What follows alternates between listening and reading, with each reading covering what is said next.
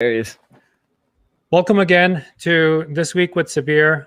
Sorry about the little bit of an issue, technical glitch that we had. Now, I would like to introduce my guest to you, a dear friend of mine, really talented in the Amazon marketplace space, having worked with a lot of CPG brands, luxury and beauty brands, and so on and so forth. He's an expert. He is a U.S. Marine Corps veteran, having worked in Operation Enduring Freedom in 2011 and 12. He is an MBA graduate of University of Miami. He is a former Amazonian, so he lived in those halls for a while and was responsible for developing the pro and the luxury beauty category at Amazon, one of the fastest growing categories on the platform since 2016. Well, and this is something that's near and dear to my heart. Anderson is also an immigrant like myself. He's a Venezuelan immigrant. He's a husband. He's father of two. And now he's working on a new platform that promises to simplify e-commerce through revolutionary finding technology. I don't think he can tell us much about that because it is a hush-hush project. But Anderson, welcome to the show. Oh, thank you, sir. Thank you. Much appreciated. Very cool. So I would like to jam on, you and I have, by the way, in the way of introduction also, Anderson and I worked together at VaynerCommerce with Gary Vaynerchuk. So that's our kind of our overlapping history there together. Amazon is a very interesting platform. It comes with its own set of challenges for brands, to Amazon or not to Amazon. Are you giving up too much control, getting less data? We will hit on all of those topics, Anderson, so that we can really, really educate everybody who's watching this show. So how do you decide, Anderson, if Amazon is the right platform for your brand? Yeah, so give you a little bit of background. Majority of brands just have some sort of idea behind their products or how they should be established on an e-commerce presence, and usually they just jump right in. One of the things that we really evaluate is determine whether or not the brand is a good fit for the Amazon ecosystem. So you have premium beauty brands that will never go into Amazon simply because it's not a pricing strategy for them, and they really want to own the relationship with the customers. Versus Amazon, you kind of get suppressed from all of that data. So one of the things that we evaluated, and I did this back at Amazon, is really understanding the brand's cadence and recognition as a entity to never dilute the brand equity. So to answer your question, if there is really an intent to go into e-commerce, Amazon is the first platform that pops up.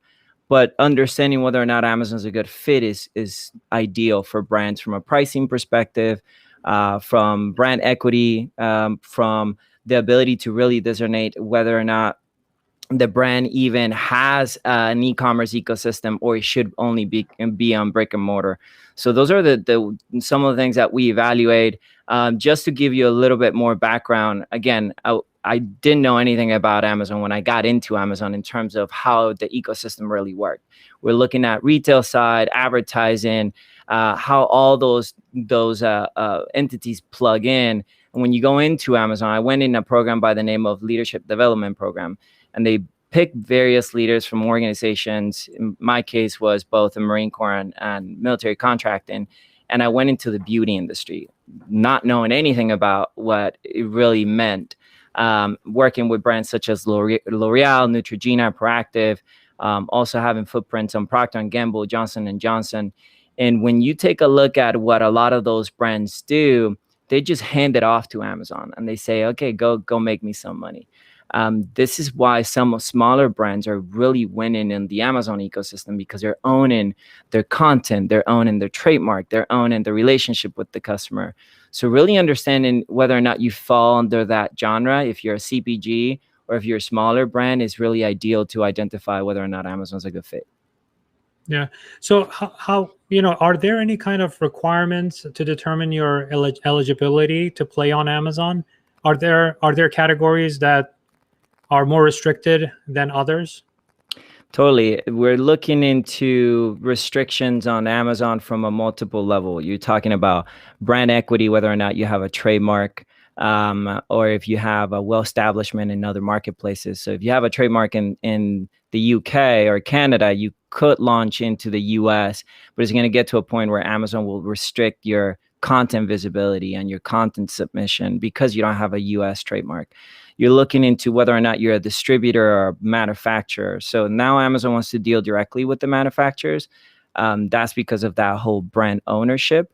But if you are a distributor, then it becomes a little bit more troublesome. You're competing with price, and you're also, if you don't have brand registry that is let through the trademark, then you're going to come into a bunch of issues with content submission and getting that conversion factor into your product.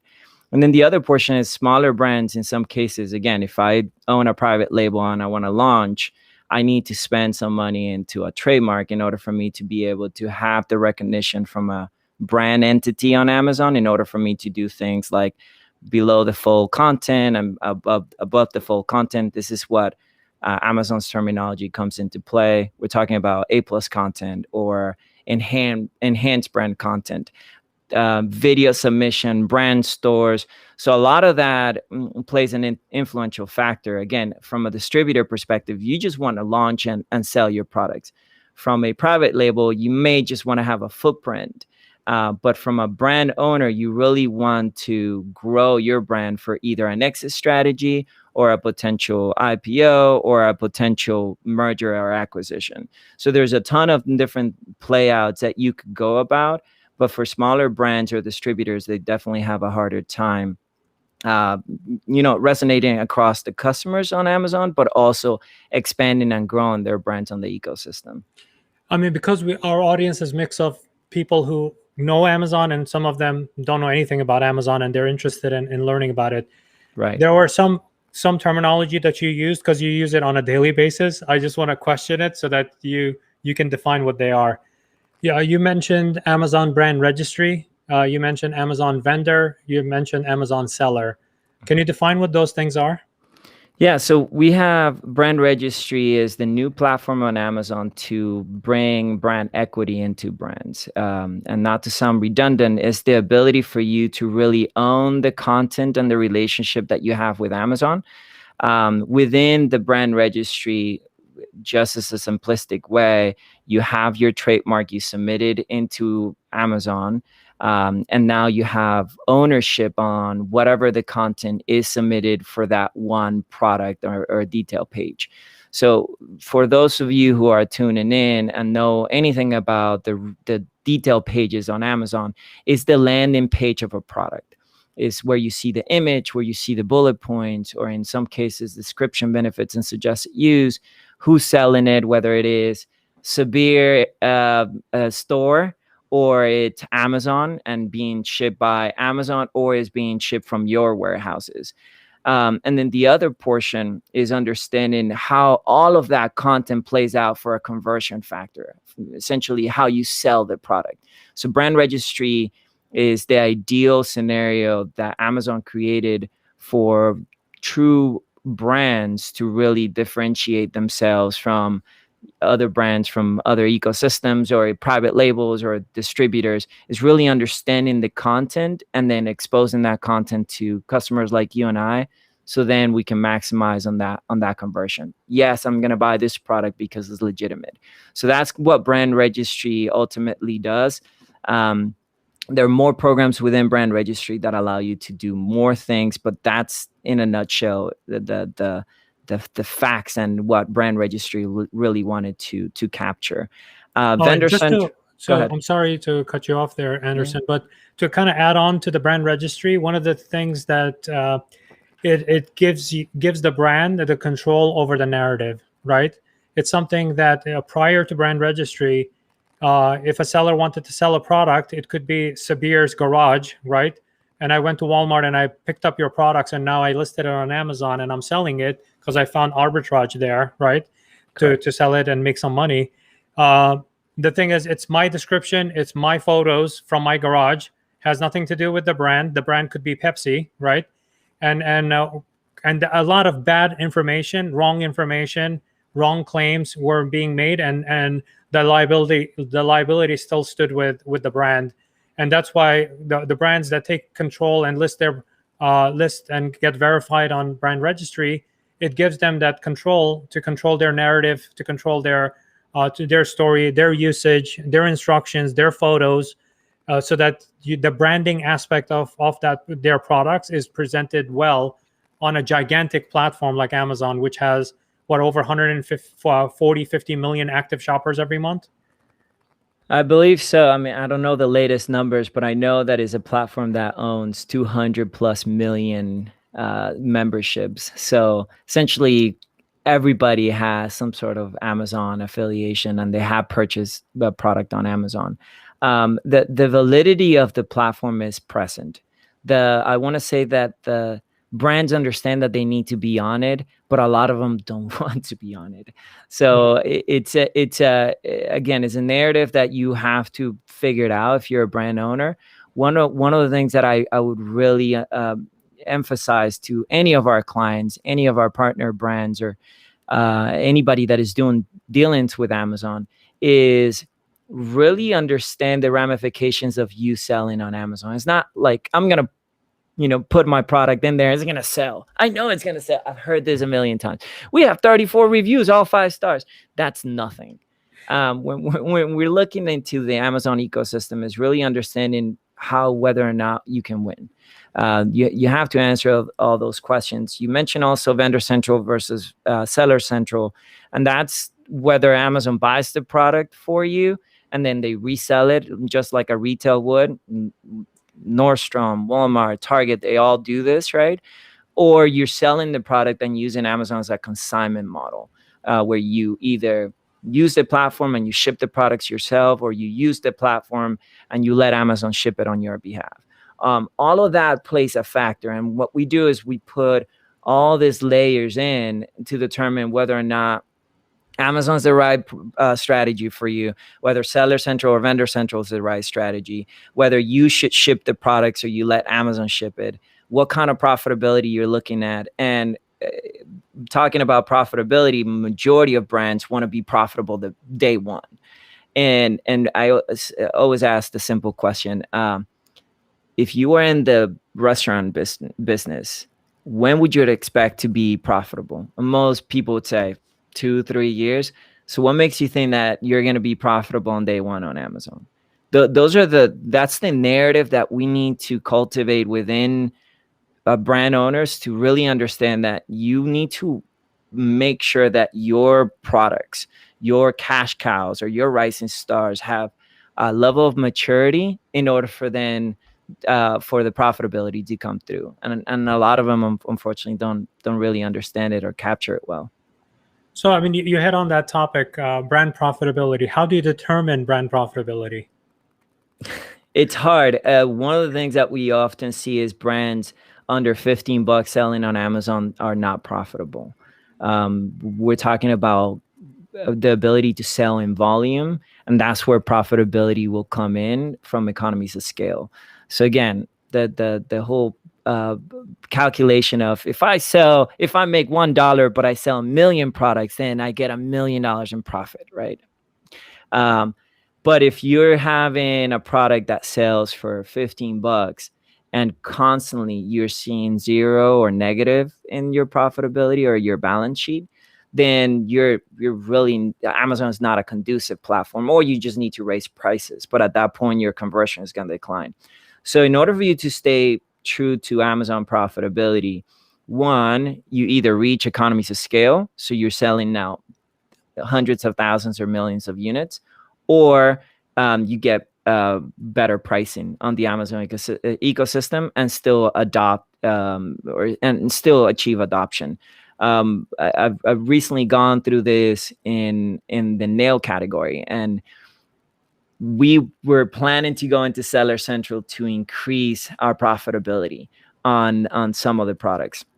But then you come to realization that if you go into the Seller Central side with products that are in the nail category that includes hazmat items, you may be restricted to a certain amount of inventory. Therefore, achieving economies of scale to then achieve profitability is non-existent. So there's a combination of things that we take a look at. But again, if you're looking for products, anything under $15 suffers from that profitability metric.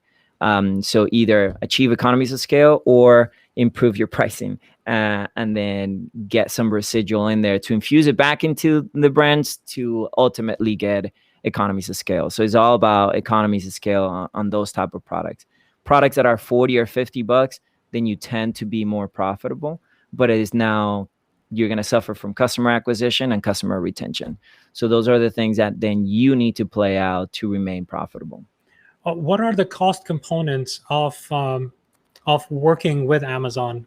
Right, I know that like in case of Amazon vendor, it's pretty easy, right? You sell it at a certain wholesale margin or retail margin, and then Amazon sells it, and then you need to have enough advertising budget to advertise your products. But in most cases, for most of our audience, they will be using Amazon seller strategy to platform to sell their products. What are the cost components? Like the obvious ones are Amazon FBA fees, right? If we want Amazon Prime label and for Amazon to take care of our fulfillment. And the other one is Amazon transactional cost. Can you talk about, on average, what that looks like for any brand? Yeah, so Vendor Central first party basis, as you mentioned, it's very cut to the chase. What they're able to do is you sell the product to them, and then they pay you on a first party basis, but then they also have accruals in it. So you have things like co-op, freight allowance, damage allowance, and then your terms. The one thing to note for those brands that are on the vendor side is that your accruals increase every year, every other year. But then Amazon makes it really hard for you to make changes on the cost. So those are the things that you need to ensure on the vendor side. Then also do dissect and ensure that on your P&L, you're building your marketing efforts, your advertising efforts, and any other promotions and marketing expenses. On the seller side, it's very similar, but you have to do it you have to do it yourself. So you're taking a look at FBA. If you're doing FBA, for those of you who don't know, it's fulfilled by Amazon, and this is when you ship products to the Amazon fulfillment center, and then they ship it on your behalf to the customer. It varies depending on the size of the product, but consumable items vary anywhere from $2.50 for small and light, all the way to $6 or $5.75. Again, it all depends on the size of the item and how much they weigh. But then you also take a look into your referral fee. In some platforms, you pay a program fee. Example, we have few brands that are on the luxury and professional Seller Central account. So we pay an extra 15% referral fee. So it's a total of 30% referral fee plus our FBA fee, plus promotions, advertising, and any marketing efforts. And then you also have things like chargebacks. So you have things where Amazon will only check in 30 products, but you sent 36. So you lost 6 items. So those are coming in the chargeback portion because you're accounting for a certain amount of revenue, but only a certain amount of revenue is coming through because of those 6 units. Things like bubble wrapping or mistakenly labeling a product or whatnot, Amazon will charge you for doing that labor on your products or your receivables. So at the end of the day, both platforms should yield at least between 50 to 60% retention by the brand.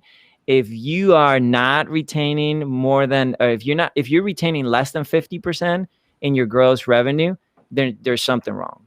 So that's when we do a deep dive into our brands and really understand whether or not their profitability is going to be sound based on that gross revenue. And that's anywhere from 50 to 60%. Anything underneath that, there's some major issues that we'll need to address, whether it is shipping, whether it is your accruals for Vendor Central or for Seller Central, whether your FBA fees are not right and you're paying too much on a product, or you have program fees that you didn't know about. Actually, Sudeep, one of our audience members, says Amazon Vendor Central has hidden penalties as well. If your compliance and performance scores are low, this is something to be wary of as it hurts your overall profitability. Totally. He's absolutely right. Performance on Amazon is a major thing. On the vendor side, you also have to take a look into things like PO on-time accuracy. You have to take a look into your shipping accuracy as well. There is a threshold that they go in there. Example, if Amazon orders 100 products, but then you only fulfill 70 of them, the threshold to meet is 80%. So if you don't submit those 80 units, Amazon will charge you on the 10 units that you didn't ship to them. So there's a chargeback per unit basis on 10 of those units, again, from 70 to 80, and that to achieve that 80 percentile. It varies from category to category, but absolutely, he's absolutely right. One of the things that we do is we take a percentage and we allow that to be the margin of error on your product's profitability. Example, we'll pick 1%, and that's going to be the same for Vendor Central as it is for Seller Central. So for Vendor Central, you're accounting that 1% on things like on-time PO accuracy, chargebacks on bubble wrapping or the drop test or whatnot. On Seller Central, you're accounting for returns or damaged products and anything else on that, again, chargeback threshold. So everything that we take in consideration, we have to account it on the P&L in order for you to achieve that maximum profitability at the end of the day. There are some tools. By the way, none of these tools are sponsors of my program or anything like that. I don't have any relationship except I pay them for the subscription. Sure. Tools like Jungle Scout and Helium 10 do have a feature that looks through your account to identify any kind of mistakes in billing. You know, as far as maybe you were overcharged for certain fees, so that you can recoup some of those fees and chargebacks and stuff like that. What do you think about those tools versus doing it manually yourself? Tools are fine. It's just time and money, right? So I always account whether you have the time and you want to do it yourself and save some money, then go for it. If you are running a legitimate company and you don't have a dedicated agency or the dedicated rep to do your Amazon stuff, then outsourcing some of those softwares or services is ideal. We use a ton of tools. I mean, Helium 10 is definitely a go-to, but we also use other ones that will allow us to get visibility on the reviews and how to suppress negative reviews that are perhaps a false claim or they're promoting other items. We do have a service that we call it Sage Block, and that's the ability for us to disseminate from negative reviews whether your product, your review, it's in alignment with a fraudulent claim. Example, you go in there and a customer puts, this lip balm has carcinogen in it. Well, it doesn't. So it's a false claim. So we ask Amazon to remove it, right? Or you order that lip balm and then all of a sudden you see a review. It's like, my shoes didn't fit me. Well, that's obviously a misalignment on the product. So we ask Amazon to remove those. The other ones are more in tune with like customer feedback. So we're saying, hey, this shoes didn't fit, so I'm returning them. The idea is to really contact the customer back and say, hey, Sabir, I'm sorry you had this issue. How can we make this up for you?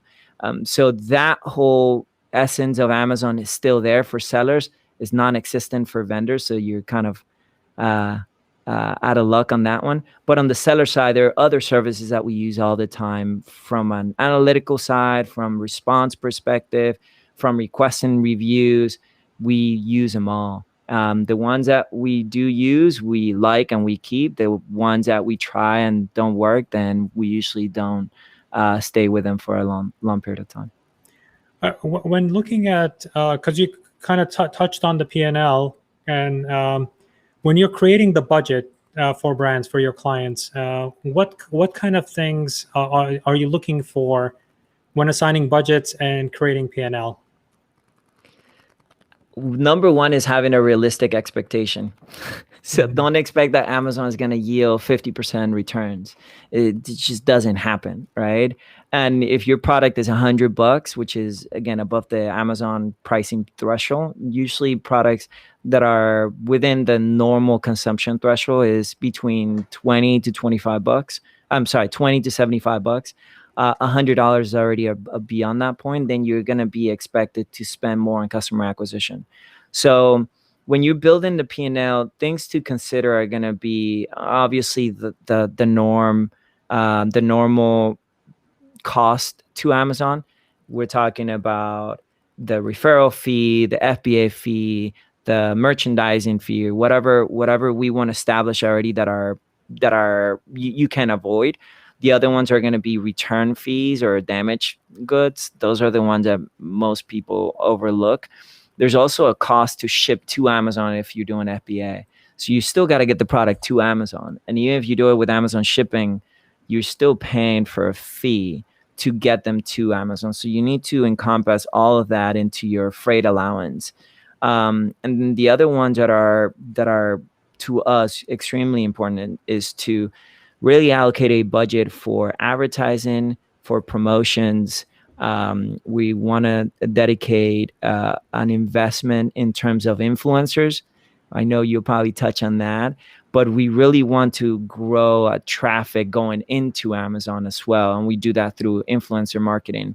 And beyond that, you're also taking a look into a proactive and reactive advertising approach. So reactive is when the customer is already on Amazon and they have an intention to buy, versus a proactive is when a customer has never heard of your brand and now they're interested in your product. So what is the cost to that, and what is also the residual that you obtain from it? So understanding those thresholds is ideal for achieving profitability. Now, how do brands accelerate the flywheel and achieve maturity on Amazon? There are some brands that you see them, they have gone up like this, while others, they're still humming along. They've not reached that level of maturity to scale the business.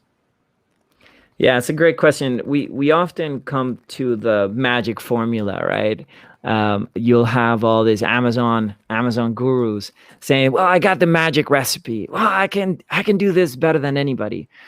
And what I have really cultivated within our organization, and everybody in our company understands, is not one single recipe that makes us successful. Is the combination of really good processes that will make us successful. So we have a 4-step process that has worked really well for us. Some brands may not have taken that path and they're still super successful. Some other ones have, and they're doing really well on Amazon. The first step is your brand authority. So understanding brand registry, your trademarks, your content, how all that plays out, being the only seller on the ecosystem. Anytime that you have multiple sellers, you're sharing the revenue across multiple people. So really having that brand authority will get us on the step to move forward into our content creation. So step 2 is content creation. So we're taking a look into, when you land on the page, what are people seeing and where are they looking at the product from? Are they doing it on the desktop, or are they doing it from their mobile devices, whether it is mobile browsing or mobile application? So understanding content and having great content that aligns with your brand and aligns to the Amazon's buyer or customer, it's ideal. Thinking of like the images and the bullets and how the title plays into not only the product's benefits, but also from an SEO perspective, can people find your product by typing something similar? So we want to hone that organically as well. Under the fold, which is all the big banners and images that you see on the listings, do we have good content? Can we resonate 3 times on that content? So you get the essentials, the description, benefits, and suggested use, or the description, benefits and competitive edge. Whatever that is, we want to make sure that the customer sees that 3 times. Then we're looking into brand store, video content for the listing, video content for the store. So that's a good combination. We spent a ton of time trying to really nail that down. The next portion, or step number 3, is to accelerate the velocity on the products through reviews and advertising. So we don't want to pump a product on the advertising side when it has only 3 reviews. We want to achieve at least 23 to 40 reviews. Anything at above 100 is ideal, but at the beginning that tends to be difficult. Anything that it's under 23 reviews has really heavy issues with conversion. So number 3 is to combine our review strategy with our advertising strategy. So only pay attention to the products that have the most reviews while you're building your entire catalog. So invest and overinvest on those guys. Don't worry about profitability at first. Just really worry about top line growth. And then the 4th step is putting it together with what we call, the path of least resistance. So we're looking into the cash cows, the rising stars, and our dogs. So from a catalog perspective, we want to make sure that the cash cows are the products with maturity, the ones that already have hundreds of reviews. They're achieving or have achieved profitability. They're the products that essentially make most of our revenue. We want to continue to grow those while we're now emphasizing a little bit more on our rising stars. These are the products that you see growth of like 200% a week, or these are the products that we went from 0 to hero in 1 week because an influencer picked up the product. We want to concentrate also on those items because they're the ones that are going to achieve maturity pretty soon. And then understand your dogs too. Your dogs are your lazy products. They don't do much. People don't buy them often, but they're complementary to your catalog. This is my shaving cream to my razor. This is my hair mask to my shampoo and conditioner. Those are the complementary items that they're not winners, but they're complementing your rising stars and your cash cows. Once we have all of that, then we do that process all over again, starting with step number 2, content, then reviews and advertising, understanding again your cash cows, your rising stars, and your dogs. And once we have a level of maturity, then we go in again and apply the methodology over and over again. So it looks like a bell of incrementality. We have ups, then we have downs, and then we'll continue that bell until we achieve maximum growth. For a brand that's interested in, let's say if it's an existing brand like a giants of the industry, Pepsi, Coke, Mondelez, any of these guys, versus Anderson wants to come up with a new product, right?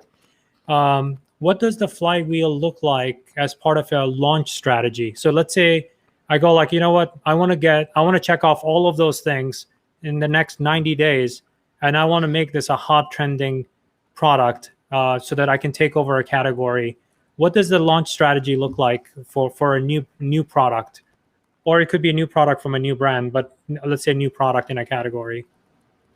Yeah, great question. One of the things that I would highly recommend for brands is really understand your conversion rate through content. So we've done analysis on Amazon, and we know that customers will stay somewhere around 15 to 30 seconds on a detail page before they either exit out or they add it to cart. So we essentially have up to 30 seconds to convert a customer. The next thing is how many times you see that product and where else you see the product. So according with the Amazon algorithm, the A9 algorithm, there's also an element in there which is outside Amazon sales. Those outside Amazon sales are influential in the visibility of the product. So you're a Pepsi, you see that your product resonates not only on Amazon, but it sells everywhere else. So you're getting a ton of visibility from external resources, which now bring a lot more validity to your brand. It expedites the flywheel more. I mean, Pepsi is a very difficult brand to kind of evaluate because they're so massive from a conglomerate perspective. But let's say let's say a smaller brand, perhaps not to the caliber of Pepsi, but does somewhere around 10 to $50 million on Amazon versus Sabir's new energy drink, right? So the advantage that that brand has over you is already massive amount of adoption. So they already have an audience, they already have subscribers, they're getting the product on a regular basis, they're faithful to the brand. For you to now capture that one customer, it has to be on a multi-layer process. You have to have your content ready to go and up to speed on the Amazon side. Therefore, you need brand authority. You also need to ensure that your reviews are through the roof and constantly growing. We have a bunch of processes that we go through on Amazon as well to increase the review count from a legitimate standpoint, not buying reviews like a lot of other illegitimate brands have done. Did you hear about the great Amazon purge that happened in the past week? I absolutely love it. They're cleaning. They are cleaning the platform, so that's a positive thing. I've been involved in Amazon for 20 plus years now. To know that Amazon is finally getting their act together and cleaning up. They did fire a lot of brands and off their platform, kicked them out because of fake reviews on the platform. It's necessary, and I think that puts Amazon in a more legitimate place because customers want to buy authentic products. So I think that that makes a ton of the purge. I think that makes a ton of sense. So yeah, Amazon has been cracking that down for a while now. They started it with Brand Registry and Project Zero. For those of you who don't know, Project Zero is the ability for a brand with brand authority to suppress a product or ASIN or SKU on Amazon immediately. Now, if they can do it from a counterfeit perspective, they can do it from a patent or a trademark infringement, but Amazon essentially is given the power to the brands to make this happen. The problem is that if you don't do it responsibly, then you'll get suppressed by Amazon yourself. So you have to be really careful on that type of power. But yeah, the purge is real. It's happening. It's been happening. Back in 2019, I predicted it that Amazon was going to be taking out like 50% of their vendors from Vendor Central and tried to push them on Seller Central. There was an article that was published by Business Insider that I'm sorry, that it was Bloomberg that actually sent. It's either Bloomberg or Business Insider, and it featured me on it saying this was going to happen. Because of that article, Sabir, Amazon stopped it. I kid you not. Amazon stopped about 4,000, and it did happen, by the way. I remember I was in Vegas, and there was like 4,000 different brands that got suppressed from Vendor Central, and they got pushed essentially for Seller Central. Amazon sent a notification, you have 60 days to leave our platform. And because of that essential article, there was a ton of individuals who started questioning whether or not Amazon was going to remove. Amazon's been trying to do this for years. They want to maintain only the most profitable and biggest brands on the Vendor Central side, and they want to push anything else on the Seller Central. And then on the Seller Central, I remember it's all profitable, right? Like Amazon's not buying your product. They Collecting make a cash. fee. It's a cash cow. It's a cash machine. Yeah. On the vendor side, if they're price matching, again, Procter & Gamble, Kimberly-Clark, Johnson & Johnson, all these brands have products that do not make money on Amazon because they're price matching with somebody else. They're price matching with Walmart, with Target, whoever it is. Amazon loses money on these items, and they're willing to eat that money up as long as they have the product, they have the catalog, they have the selection. But Amazon cannot do this consistently. So what they say is like, let's just keep, between 15 and 20% of our vendors on Vendor Central, everybody else on the cash cow machine. And we're now, we increase our profitability by 15%. So if you remember, there was a middle ground called Amazon Vendor Express that died. It was a complete nightmare. They took it out as well. Amazon's launched a bunch of stuff like Amazon Launchpad, which it looked pretty prominent at the time, but It's It like a didn't. Kickstarter for brands on the platform. It's like brands that are on like a Kickstarter platform, Yeah. and they don't have a lot of channels of distribution. They're all e-commerce, but then they have their own website. And Amazon said, yeah, we'll take you. In fact, we'll take you and we'll suppress everybody else, but you cannot sell in any other platform other than Amazon. So Amazon has been doing this whole the Walmart game, or tried to, for the past 3 or 4 years, and it's gonna get rough. It's gonna get harder before it gets better. So those are the things that I would suggest from brands. Understand really what you're getting into when you get into Amazon, and more importantly is don't expect to be profitable in day one. Achieve some sort of profitability between 6 and 9 months. That's really a realistic scenario. Anything that you get on that brand from day one, infuse it back into growth, infuse it back into top line growth and new customer acquisition. Once you achieve those economies of scale, then go in full force and try to achieve maturity on that line of products. Whatever you achieve on that one, then invest it on the rising stars and do that process all over again. That's really what I believe the Amazon game looks like, and how you can really win in a major way on that platform. And for brands, I think that there is also the intangibles. And what is that? Like when you have so many eyeballs on the platform that are constantly using the platform, like you said earlier, I think the number is 68 or 72% of American households are Prime households. Crazy. Yeah. It's a big, gigantic number. It's like 200 million households or something like that. It's the intangible aspect of your brand presence also, where you're getting awareness in the category, and the Amazon game is not just a purchase related activity, because Amazon is actually the number one product search engine too, right? So it's playing in multiple categories, and it's not just a buying mechanism, meaning that you cannot compare. It's like back in the day, people were comparing Amazon to Barnes and Noble. It's not a bookstore, That's right. And now that comparison is with Walmart. It's not a big box retailer, It's a completely different animal. It's just the brands or people try to place it where they feel comfortable. And right now the comfort zone is Amazon against Walmart, and which I don't think there is any comparison, because Amazon acts very differently.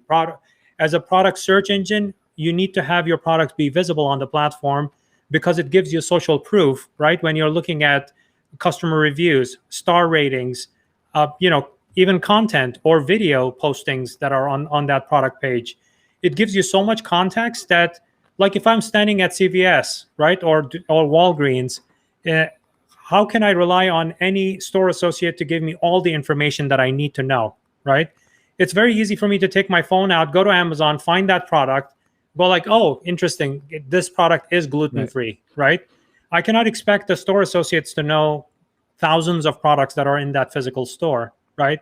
So I think they don't know 1% of it. Exactly. And as a consumer, I shouldn't have that expectation either, because now I have the control in my hand, which is my mobile phone, right? That I can look it up very quickly and get my answer. So I think that there are a lot of intangible aspects of Amazon as a platform that brands should be considering, because purchase of that brand could happen anywhere. And if Amazon helped assist that purchase as a brand, as Amazon, it sucks for Amazon because Amazon didn't get the transaction, right? That's right. But as a brand, the fact that I was digitally omnipresent, right, in that transaction for that consumer at that moment, they chose my product off that shelf rather than somebody else's product. So I won in that aspect. Yeah, totally. And here's the intangible is very real. We're talking about customer data, which a store is very difficult for you to capture that unless you have AI monitoring systems and so on and so forth. At Amazon, let's say that I grab this product and I click on it and I know that there is a page view on it, and I add it to cart and I know that there is interest, and I buy it and I know that I'm going to buy that product and similar products because I'm doing something. Again, if I'm looking for hiking shoes, it's very likely for me to be looking for a hiking pole or a backpack or a water supply or whatever the case may be. So from a complementary perspective, Amazon knows that. Retail stores do not, right? The other factor is I go to a store, I look at a product, I like it, and then I pop up my phone, I scan it, and then I find out whether or not it's lower price on Amazon. But like you stated, I also look at the product's information. Does it align with me? And if it does, what are the reviews? And if the reviews are good, but the pricing is better on Amazon, I'll put that product back and I'll get it on Amazon and it'll be there tomorrow. Or in some cases, it will be there at 10 o'clock tonight. So there's or that extend the shelf, because the thing is that physical shelf may have only so many flavors of that product.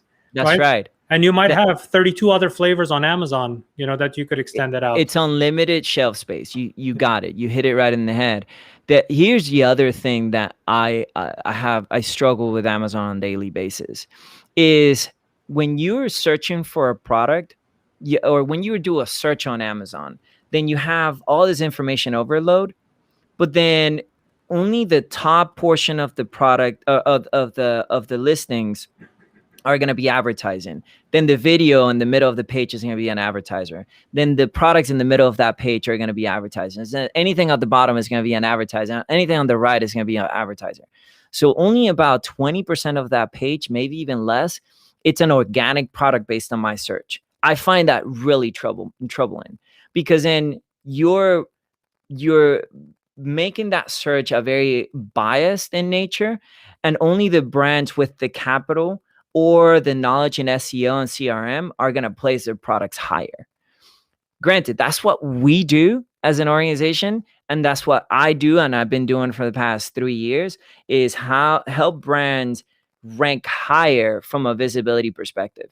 But what happens when you have this product that is amazing, sourced in the US, manufactured in the US, it's eco-friendly, it helps, kids in rural areas, whatever the case may be, but they have no budget to get in front of that customer, they won't make it. And that's the reason why I feel sometimes Amazon you're right, it is a searching engine, but it's not a finding engine. And that's what we're working on as well, Sabir. From a product perspective and from a platform perspective, in the next year, we're launching essentially a finding platform that it will allow you to fit a product based on simple criteria: needs, wants, and budget, versus you searching laptop on Amazon and you have 400, 500, 4,000 hits, and only whatever's at the top, the middle, the bottom, and on the right-hand side are advertisers. Doesn't really give any wiggle room for upcoming brands with really legitimate products. So that's my trouble with Amazon, and Google does the same thing, by the way. So we're morphing into a search engine, and we want to really build a finding engine versus a search engine. Awesome. I want to also touch on the Amazon advertising models. We are almost running out of time, but I do want to touch on it. And actually, Sudeep has a question. There we go. So do you find OTT, over the top, as a profitable marketing mechanism? I rarely see a profitable way to manage OTT long-term without deteriorating overall ACOS, RPAS, and TCOS, Yeah, it's a great question. You need to treat it as a visibility mechanism, not as a conversion or profitability mechanism. So OTT, it's great for conglomerates. We used to do this all the time. Again, Procter & Gamble would say, hey, we got $2 million. We want to spend it on something. And then they'll do DSP. And DSP, for those of you who do not know, is it's display marketing. So essentially is you go into Amazon, you search for a product you didn't buy, and then you go to New York Times and you get to see a repopulation of that listing on the New York Times as a retargeting mechanism. So yeah, OTT is great if you want to get more eyes on a product, but never treat OTT as a mechanism to sell, to increase your conversion. It's more of like getting more eyeballs on the product. So if you're a good actor and you're promoting your movie, you're going to go to all these shows that you don't care about to really promote your movie because there's an audience on that show. You're not doing it because you like the host. You're not doing it because you think it's worth it. You're doing it just to get more visibility on that one movie. Same thing applies with OTT. You want more visibility on that one product, and to not suffer from your long-term, overall ACoS, you treat it as an advertising investment, not as a more like an awareness play. You treat it as a marketing investment, not as an advertising investment. Amazing.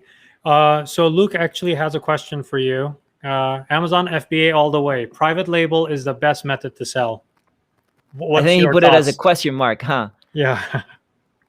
Yeah, not as a statement, as a question. Yep. I agree. So FBA all the way, but be aware though that FBA, Amazon owns you. You have no visibility, control, or understanding who he or she is that is buying your product. So although FBA comes with benefits, right now they suppress the whole load-in reviews and load-in reports and understanding who your customer is.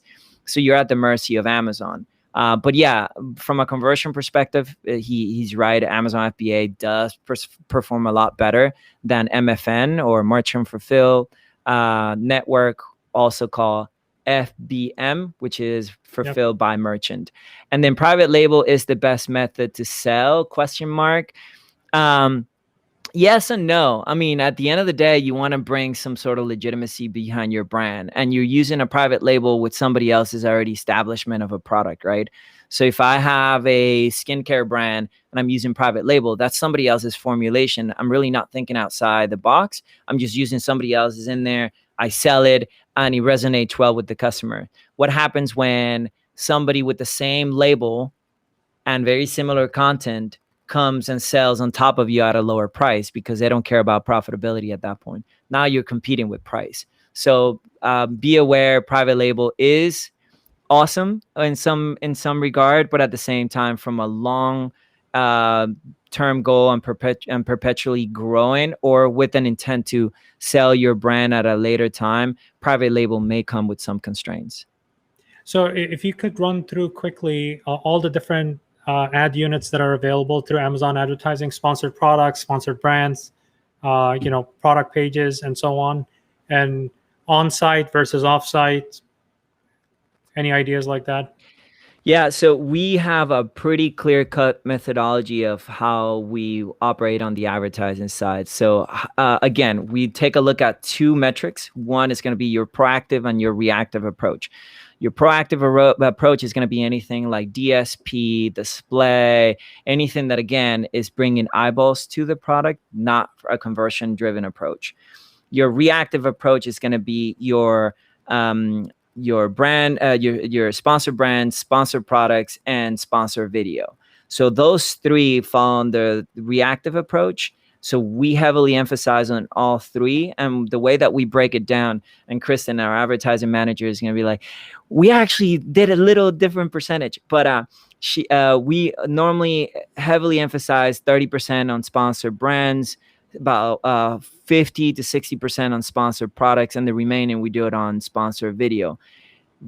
Video is becoming more evident in today's DNA, but you're limited to only one video on that keyword or key phrase, versus on the sponsored brands, sponsored products, you get to do 4 products and at the top of the page, and then 2 more in the middle of the page. So you have more bandwidth. But video is, if Gary was here, when Gary was saying voice is going to be the future, and now he's saying NFTs are the future, to me, sponsor videos are the future of Amazon in terms of advertising. So I heavily emphasize on that one, and then spread the other two somewhat even, sponsor brands versus sponsor products. One more thought on that. We do a 4 breakdown on each individual strategy. We do branded keywords, category keywords, complementary keywords, and competitive keywords. So one is to protect your turf. You and I have spoken about that in the past, Sabir.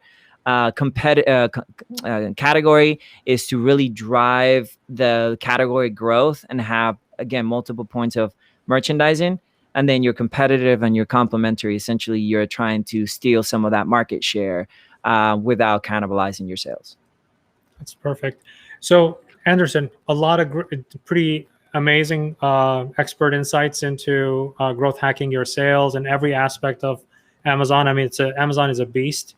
So, what is your number one recommendation of your $100,000 but number one expert insight into working with Amazon and promoting your brand through Amazon? I would say number one broken down into three.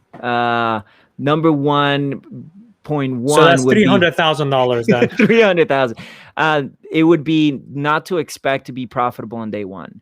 So understand really the product maturity way on communicating your brand and selling on Amazon. So expect to be profitable between 6 and 9 months, not on day one. So when you do your budget, allocate your budget to be profitable, but infuse it back into the brand, infuse it back into the product. So if you can sacrifice 6 months to achieve maximum growth, then do that. Number two, content with brand authority. So make sure that you own the brand, you own the rights, you have a trademark, you do everything to not compete with other people, and then heavily emphasize on content, whether it is written content, visual content, or video content. That's gonna get you the conversion factor. And then the other I'll add on one thing to that, number two. Go ahead. Content should also be optimized for Amazon on-site SEO and Google SEO also. That's right. For off-site. That's right. And again, you have to have your two different strategies, right? Because your audience in Google may not be the same on Amazon. And then number three, don't be afraid of investing and over-investing in your brand. I mean, if you truly believe in your product and you really want to do something on Amazon heavily, then advertising, yes, but you also have to get people to really see your brand. Influencers, marketing, advertising. Again, don't be shy on really trying to invest some dollars in it. Again, it's like going into the crypto side, right? And I don't want to tap into it, but if you really believe in it, when it's down, you're going to buy. And when it's up, you're going to buy, right? And you're going to hold. The same thing with Amazon, right? If you truly believe in your product, invest in it as a again, 1.3 step of the $100,000 idea. Invest in it to make sure that you're really capitalizing in customer acquisition, customer retention. Amazing. Anderson, thank you for being part of the show. And thank you for all the audience members that asked all sorts of questions and for tuning in live. If you're catching this on a recording, you can hit up if you would like to get in touch with Anderson. He's at triswell.com. You can DM him on LinkedIn also. You can find him, Anderson Salgado. You can find him on LinkedIn. If you want to hit me up with on any of the platforms with any questions that that I could help answer, that would be great. So Anderson, thank you for being part of the show. Thank you, sir. Much appreciated. And have a good one. Likewise. We have a lot more episodes coming up with This Week with Sabir, a lot of very talented people. So please tune in. And